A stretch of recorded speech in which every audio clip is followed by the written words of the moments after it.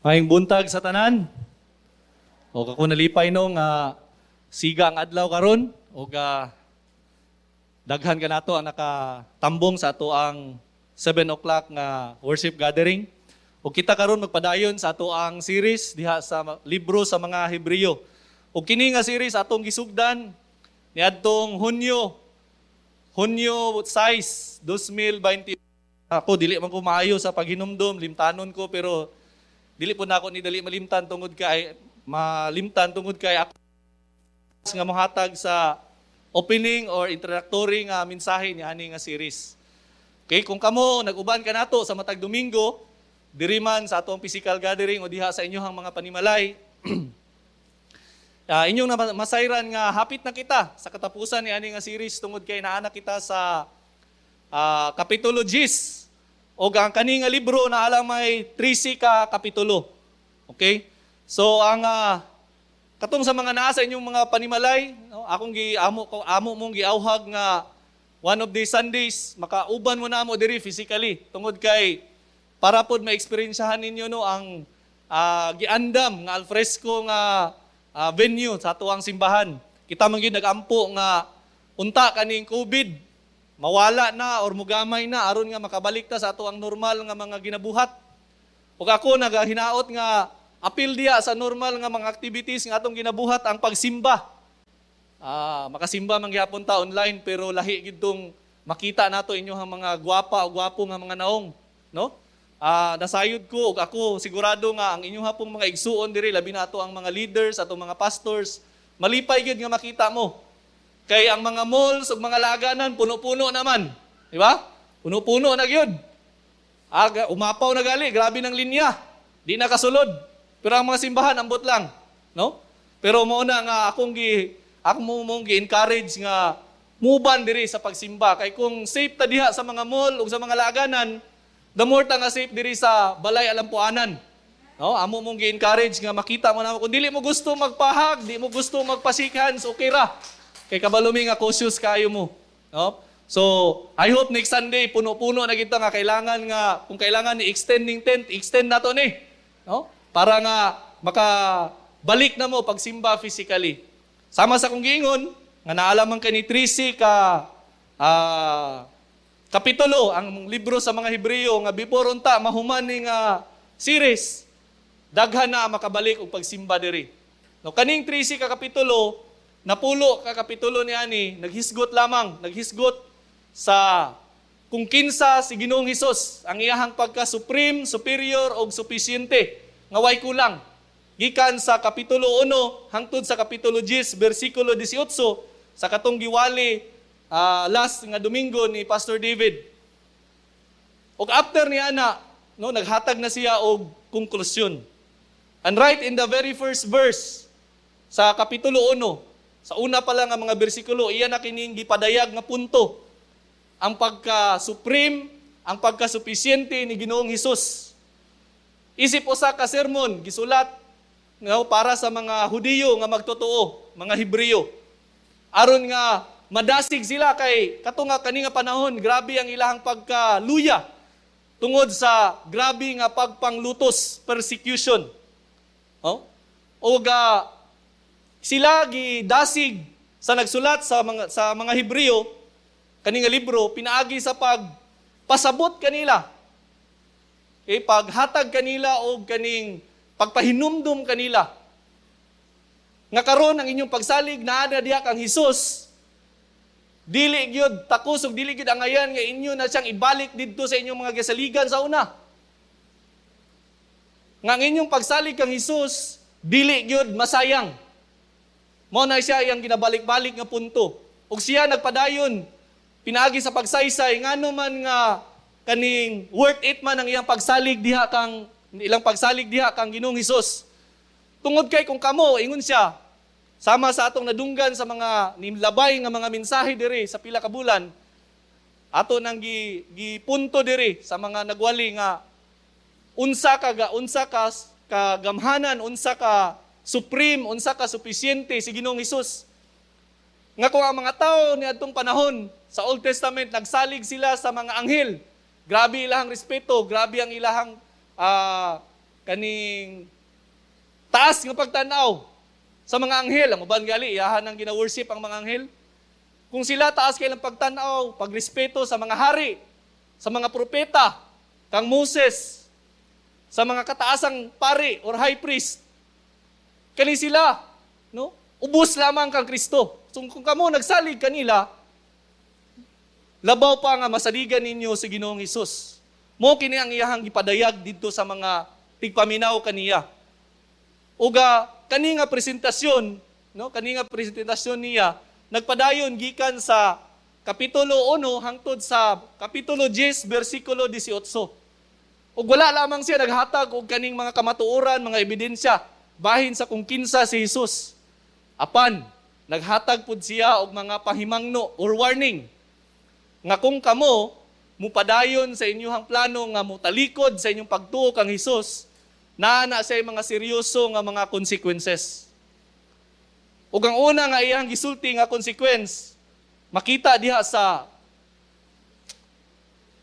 chapter 2. No? By the way, ang ato ang kaning text karong kabuntagon, makita nato diha sa mga Hebreo kapitulo 10 bersikulo 19 ngadto sa 25.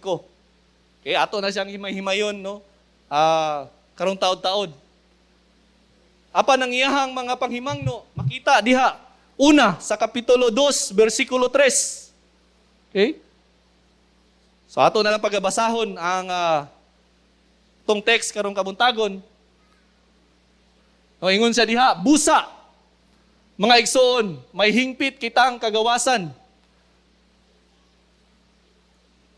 Sa pagsulod sa labing balaang dapit pinaagi sa dugo ni Hesus. Giabrihan niya alang kanato ang usa ka bag-ong agyanan. Usa ka buhing agyanan lahos sa tabil. Nga sa ato pa, pinaagi sa iyang kaugalingong lawas. Duna kita'y usa ka gamhanang pari nga nagdumala sa balay sa Dios. Busa, manuol kita sa Dios uban sa maminatud-ong kasing-kasing ug lig-ong pagtuo. Duulon nato siya uban sa kasing-kasing nga pinaagi sa pagbisibis na hinluan gikan sa konsensya nga sad-an ug sa mga lawas nga nahinluan pinaagi sa tubil nga puti, nga putli. Magpabilin kitang maligon sa paglaom nga atong gihuptan kay makasalig man kita sa Dios nga tumanon gayud niya ang iyahang saad. Magdinasigay kita sa pagpakita sa gugma ug sa pagbuhat sa maayo. Dili nato undangon ang batasan sa panagtigom sama sa ginabuhat sa uban. Magdasigay hinuon kita labi na kay nasayod kamo nga hapit na moabot ang adlaw sa pagbalik sa Ginoo. Okay? So sama sa kung giingon kaganina, no, wala lamang siya naghatag og mga kamatuoran, mga ebidensya sa kung kinsa si Hesus o unsa si Hesus. Naghatag pud siya og mga pahimangno, warnings. Usa sa iyahang warning nga gihatag, makita nato diha sa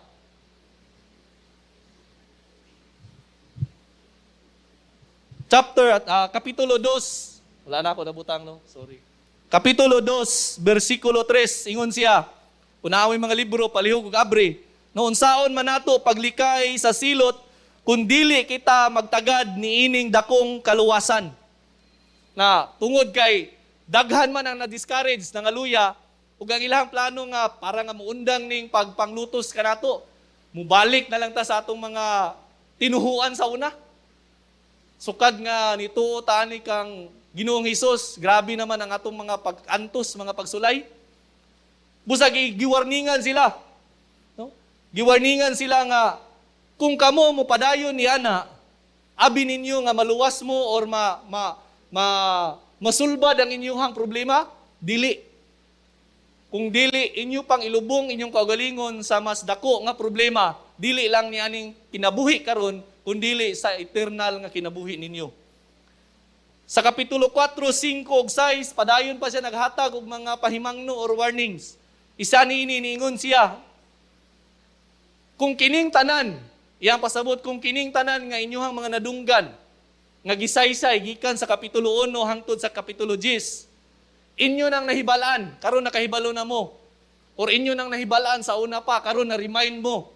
Inyo na sang nadunggan, inyong nasabtan. Pero pilion gihapon ninyo nga magpalaglag or matagak o magpalayo diha sa Ginoo.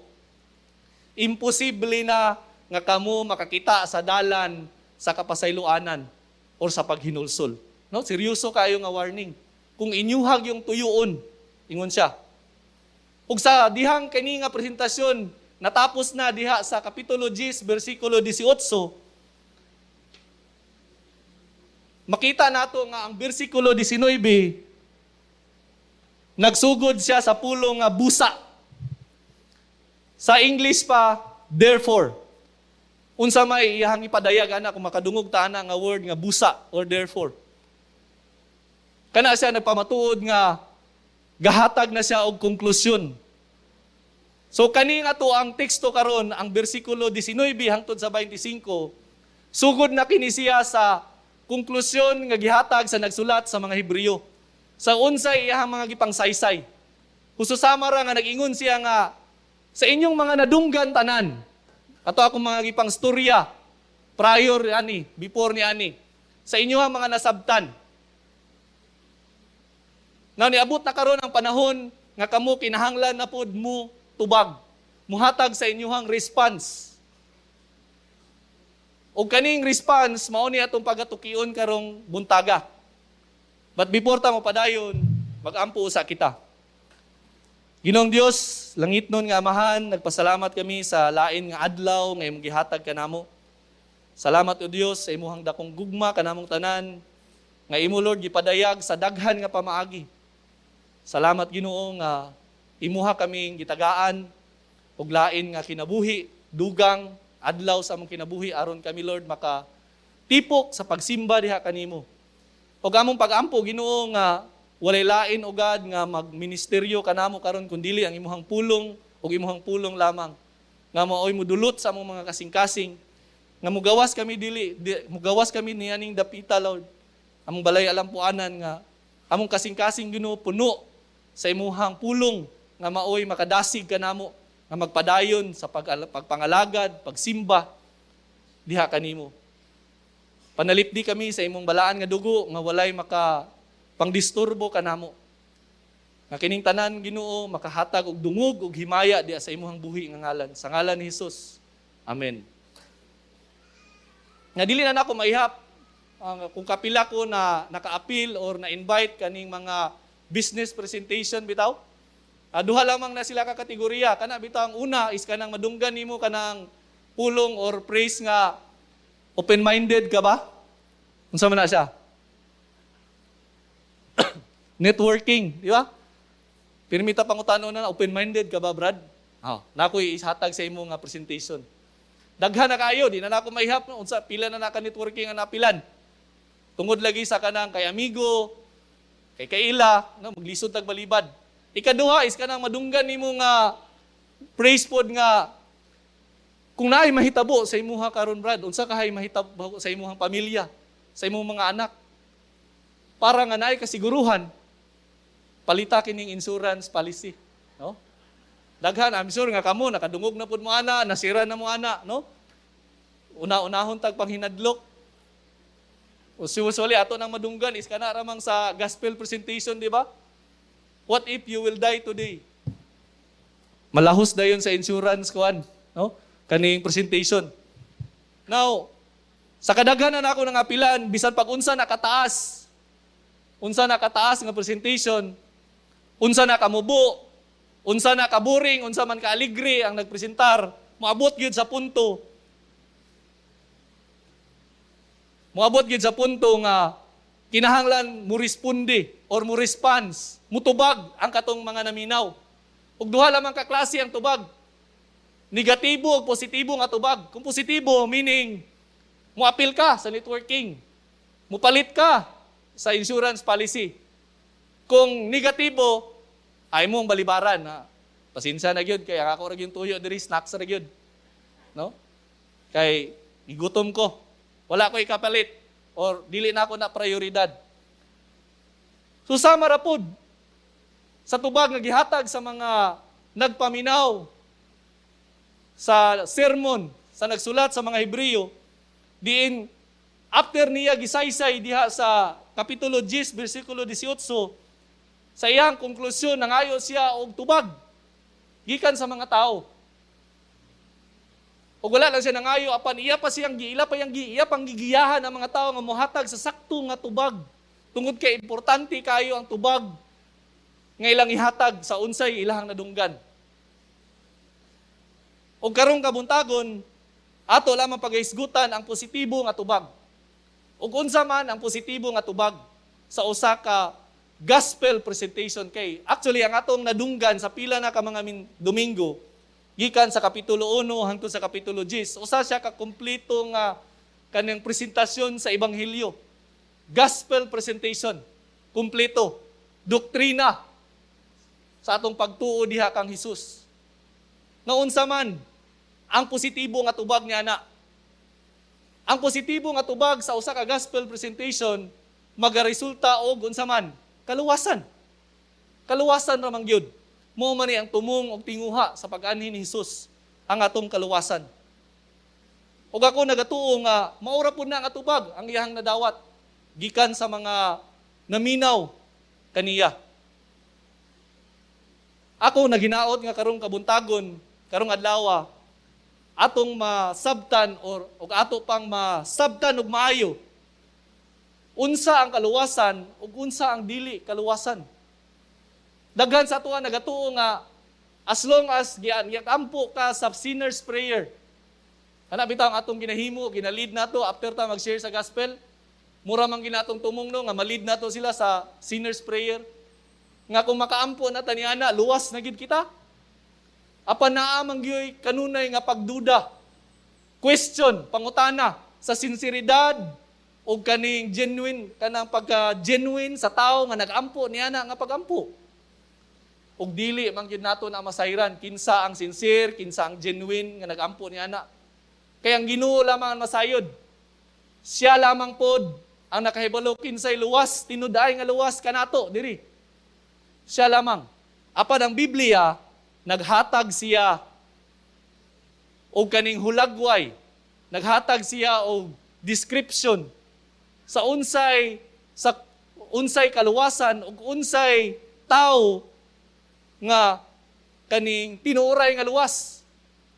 Diba atong makita diya sa Biblia nag-ingon nga mailhan nimo kung unsa klase nga kahoy kay pinaagi sa iyang bunga. Mailan po nimo ang tao nga nag-ingon nga luwas kung unsa ang bunga sa iyang kinabuhi. O ang ato ang teksto karong kabuntagon, naghatag pud kanato actually og kaning hulagway description sa unsa ang tinuod nga kaluwasan. Gitagaan ta niya og tulo ka bahin sa unsay kaluwasan. Una, makita nato diha sa mga Hebreo Kapitulo 10, versikulo 22. Ingon siya, busa manuol kita sa Dios. Atong hinumduman nga, kini nga panahon, after niya gihatag ang presentasyon sa kung kinsa si Jesus, unsa si Jesus, unsa iyang gibuhat, iyahang ginagiyahan ang mga tao nga muhatag sa saktong tubag. Tungod kay importante kayo ang ilang tubag. Busa, ingon siya, manuol kita sa Dios.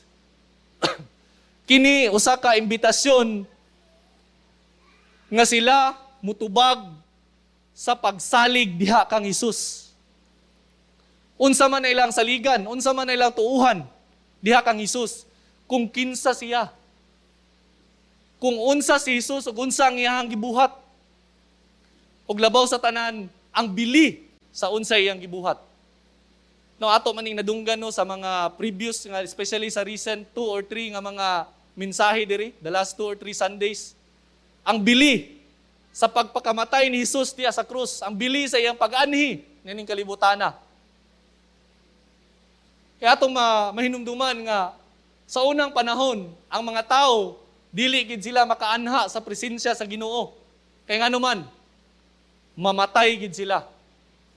Busa ang kataasang pari ra o high priest ra gyud ang makaduol, makaanha diha sa presensya sa Ginoo nga ilang gituuhan nga naa diha sa lugar sa ilahang templo nga gitawag nga Holy of Holies.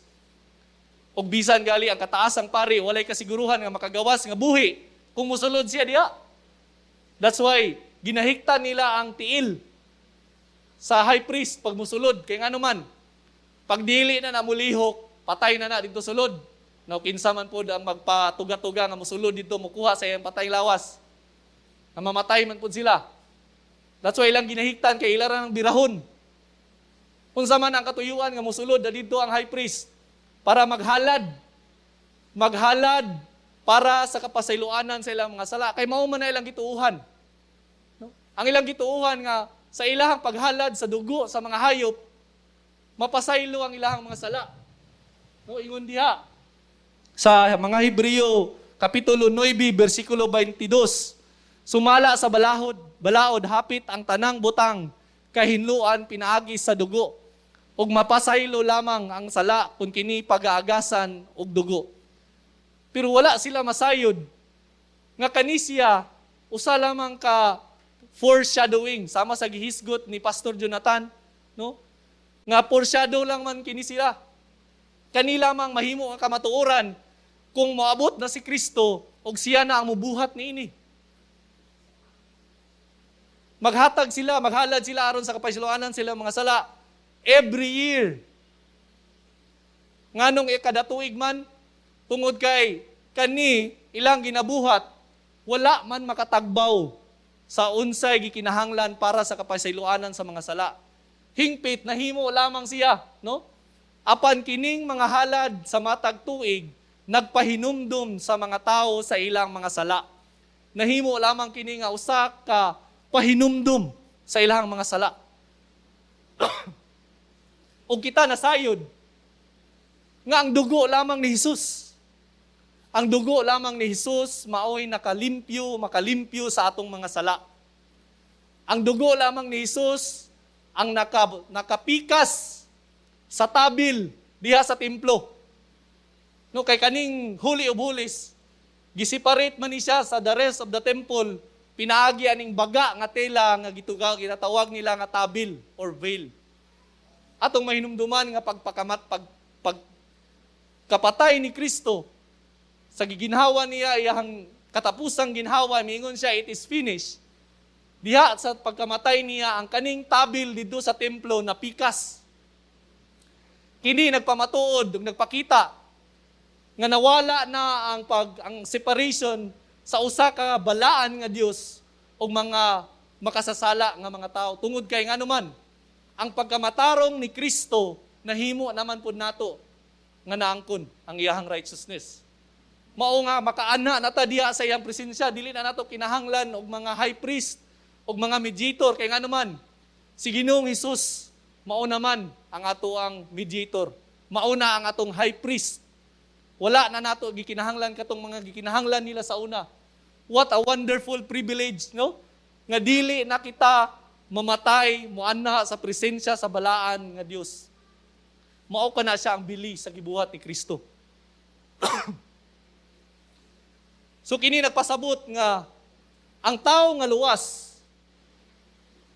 magpaduol siya diha kang sa Ginoo pinaagi sa pagtuo niya diha kang Ginoong Hesus. Mao na siya ang una nga bahin sa kaluwasan. Ang ikaduha nga bahin sa kaluwasan naa sa bersikulo 23. Ingon sa diha, magpabilin kita ang maligon sa paglaom. Nga atong gihuptan kay makasalig man kita sa Dios nga tumanon gayud niya ang iyang saad. Sorry no. Ingon sa diha, magpabilin kitang maligon. Kini usa ka hagit, usa ka imbitasyon nga sila mo responde o motubag sa paglaom. Kini nagpasabot nga ang tao nga naanay kaluwasan, dili lamang siya mutubag sa pagsalig diha kang Hesus. Apan mutubag usab siya nga naay paglaom. Tungod nga nagagikan diha ka ang Ginoong Hesus. Unsa man kining paglaom? Paglaom sa English pa hope. O akong gipangita ang meaning sa hope in English. Kini ang akong pinaka Thank you, Brad.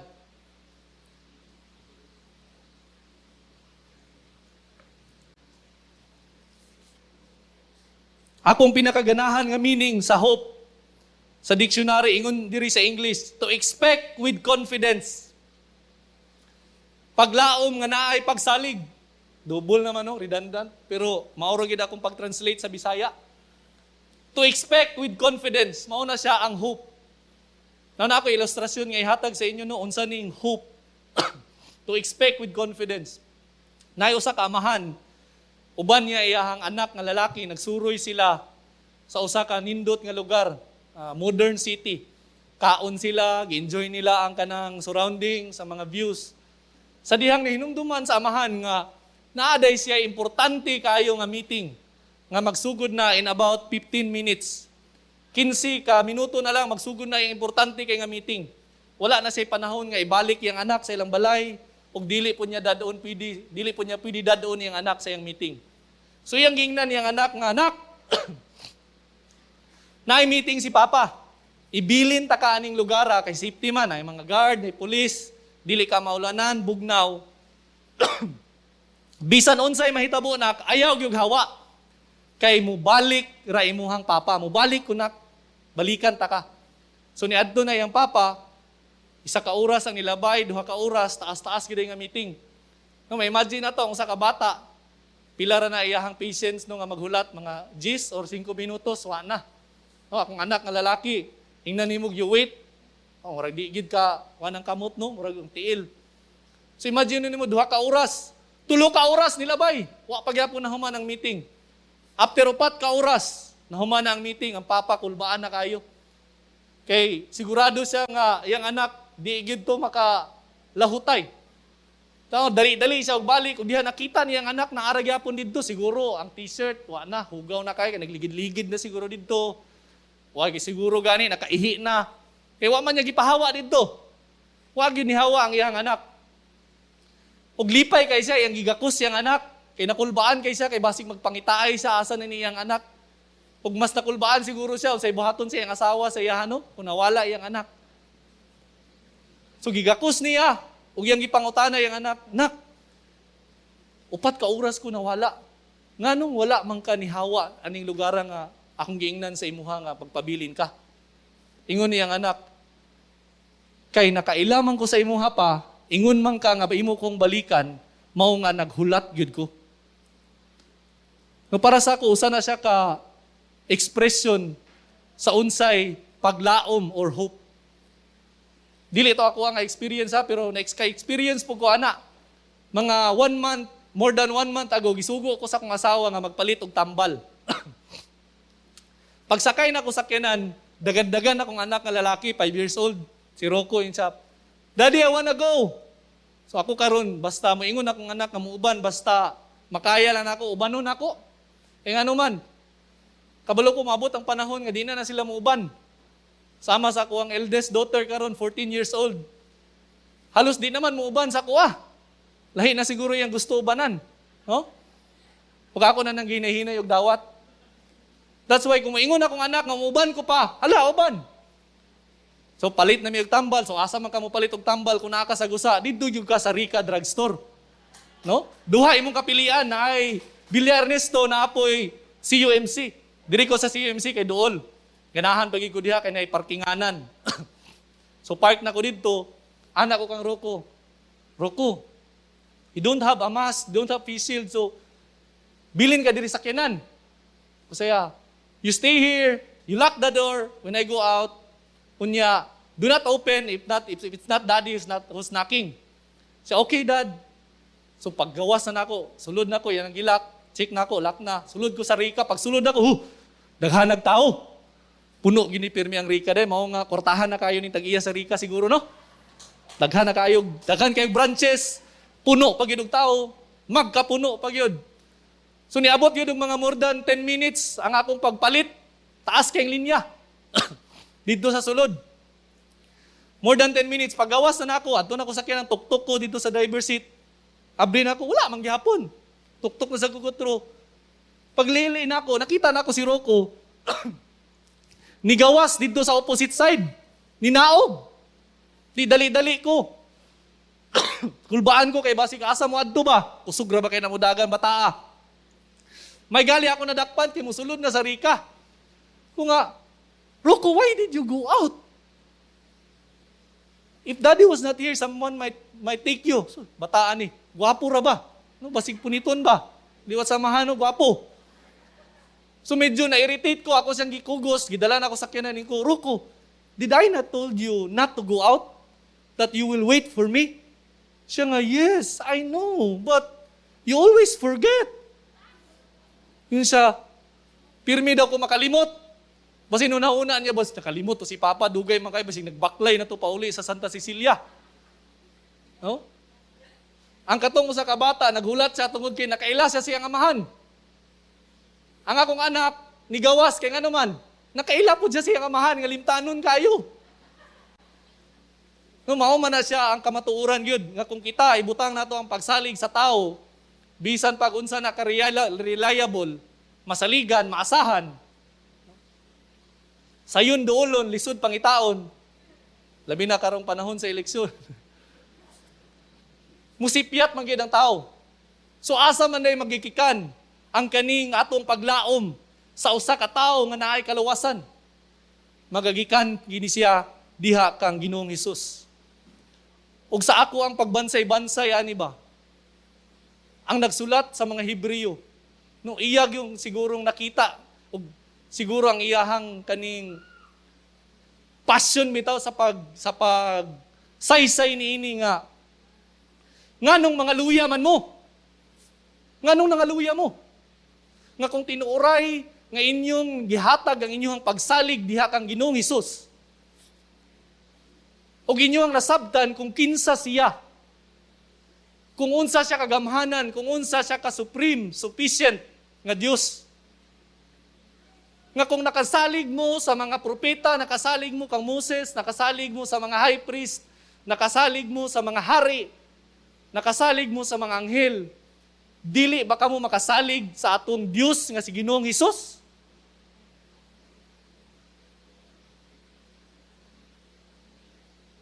Diin ang ato ang paglaom nga tinuod yun yung malauman nagagikan. Ang ikatulo nga bahin sa kaluwasan, makita nato sa Hebreo Kapitulo 10, versikulo 24, diin siya nagaingon. Magdinasigay kita sa pagpakita sa gugma o sa pagbuhat sa maayo. Kini, usa ka imbitasyon sa pagtubag, pinaagi sa paghigugma.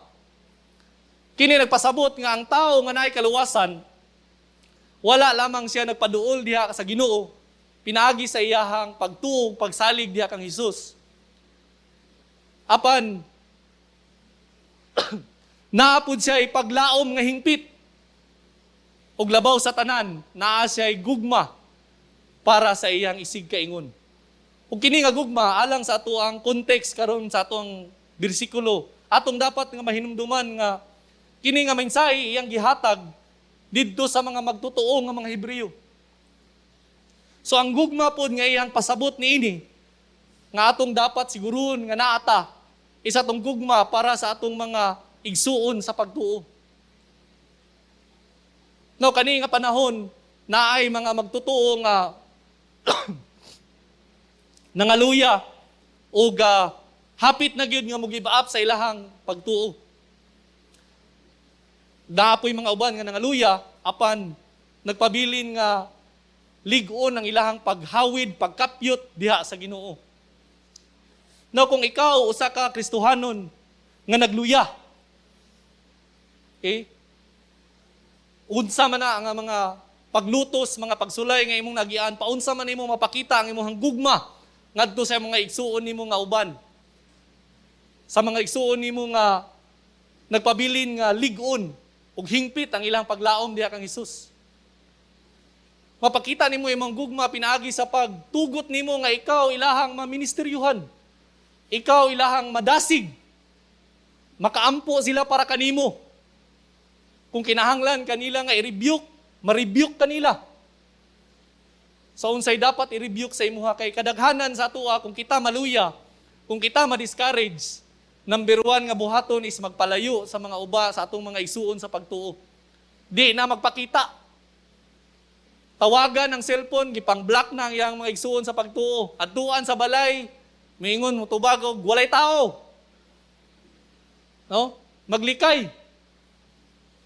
Kung kita na ni sis, o ni Brad kay, kabalo na ko sa ingon, ana, pagsulayran ni, kaya na nimo, salig lang sa Ginoo.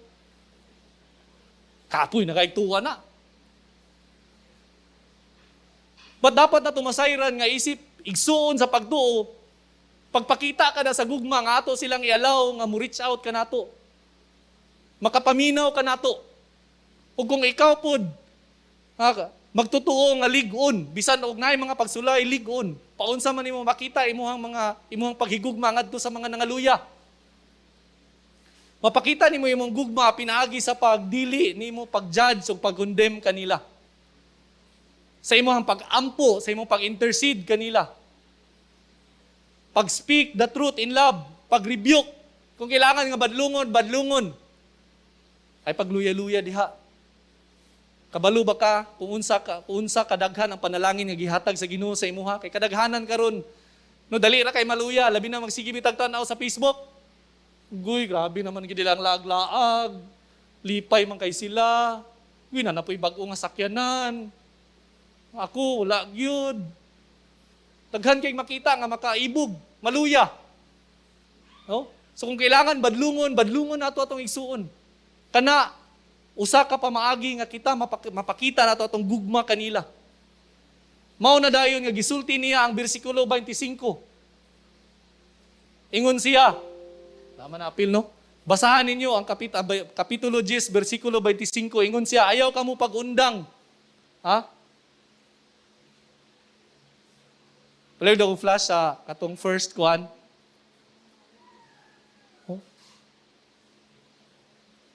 Versikulo 25. No? Dili nato undangan ang batasan sa panagtigom sama sa gibuhat sa uban. No? Magdasigay hinuon kita labi na kay nasayod kamo nga hapit na moabot ang adlaw sa pagbalik sa Ginoo. Mao nga iyang gihagit. No nga ang rason siguro nga mao nga nangaluya mo kay wa ka mo itapok-tapok. Or kung gatapok manggaling mo, gachismis ra mo. No, wala mo nga nagtapok para nga mag-encourage. Maghisgot sa pulong sa Ginoo. Usahay guilty biatani. No, daghan tag ba nagtapok pero ang pangutana ang ato bang mga conversation, ato bang madala diha sa paghisgot sa kaayo o sa gugma sa kung kinsa ang Ginoo. Usahay magtapok ta puro ra chismis atong istoryahan no, puro ra si mga marites. Paningon siya, ayaw ka mo pag-undang. Ayaw niyo undangi ang batasan sa panagtigom. Magtigom aron sa purpose nga magdinasigay. Dili kay magnilibakay, magdinautay. No? Ito importante kayo sa tuwa ang ato ang panagtigom. Isip usa ka simbahan. Kani atong mga Sunday gatherings, atong mga wider group meetings, atong mga discipleship, importante kayo na siya sa atuang spirituhanon nga kinabuhi. Kay diha nato ma-exercise ang atong mga nadawat ug mga natun-an diha kang Ginoong Hesus sa iyang pulong. Ug mao kana ang tulo ka bahin sa kaluwasan. Tulo ka bahin sa kaluwasan nga nagahisgot nga kita magaduol diha kang Hesus, sa Ginoo pinaagi kang Hesus. Kita magpabilin nga ligon sa atong paglaom nga nagagikan diha kang Ginoong Hesus. Mapuno kita sa iyang gugma aron kita naapoy kapasidad nga muhigugma sa atong isig kaingon.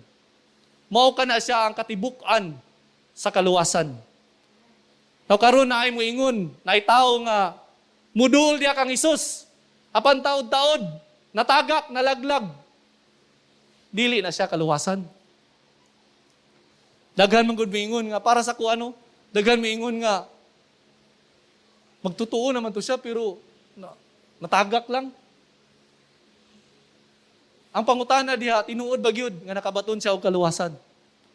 Kay kung tinuray gyud nga nakabaton og kaluwasan, tinuray nga nidul diha kang Hesus, aka sa Ginoo pinaagi kang Hesus sa pagtuo. Bisan pag unsa nga pagsulay ang moabot, unsa pa nga mga kalamidad iyang magian, ang iyang paglaom dili gyud mawala. Lisod pero dili imposible. Naay mo duol, diha kang Hesus, magpabilin, mataod-tauran og pabilin, pero wala na higugma sa iyang mga igsuon. Wala na higugma sa uban. Dili gihapon na siya kaluwasan. Kana siya sama lang sa giingon diha sa 1 John. No? Nga ang tao mo ingon nga nahigugma siya sa Dios apan wala siya mahigugma sa iyang igsuon, siya usa ka bakakon. Now kani nga mensahe sa Hebreo, unsa ato mga nadunggan tanan. Gisulat ni siya una sa tanan para nga dasigon ang mga nangaluya na nga mga magtotoo. Apan ako nagatuo pod nga gawas ni ana. Kini siya gihatag usa ka sermon aron nga katong mga naminaw ilaha pod nga masusi ilang kaugalingon. Kung naana ba sila ni ani nga kaluwasan? Kung tinuoray na ba sila nga luwas? Kay basin og nagtuo ka nga luwas na ka, pero base sa imong nadunggan, wala man ni siya sa imong kinabuhi, wala man ni siya nga bunga. Ikaw na sayop. Sama raw sab sa ato karon nga nagpaminaw sa mga mensahe diri og karong Domingguha. Nga kini siya nga mensahe ala nga kita madasig. Madasig kita nga napahinumduman kita.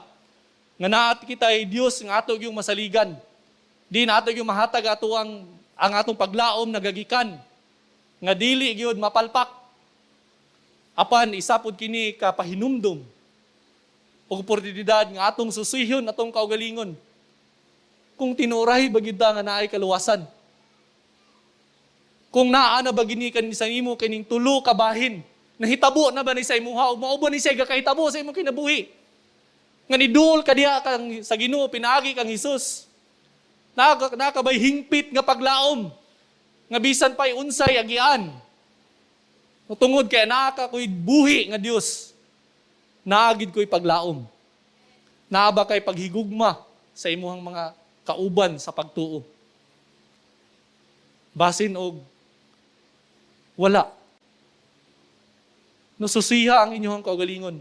Tungod kay ang kaluwasan, dili lamang ni siya usa ka butang nga atong ideklarar or angkunon. Apan usa kini siya ka gasa, libre nga gasa nga atong dawaton. Pinaagi kang pagtuog diha kang Hesus. Pagpaduol diha sa Ginoo. Aron atong makinabuhi, ang kinabuhi nga naay hingpit nga paglaom ug naay gugma para sa atong mga igsuon sa pagtuo. Hinaot nga kining tanan atong mapanalundungan dili lamang diri kundi hangtod sa atong paggawas ug pamauli sa atong balay. Magampo kita. O Dios, salamat sa imuhang kaayo. Salamat Ginoo sa imuhang mensahe nga imuhang gipadayag kanamo karong adlaw. Akong pagampo Ginoo nga among pagampo nga kini nga mga nadunggan karon namo Ginoo nasayran isip mga pahinumdum or amo ang mga realization.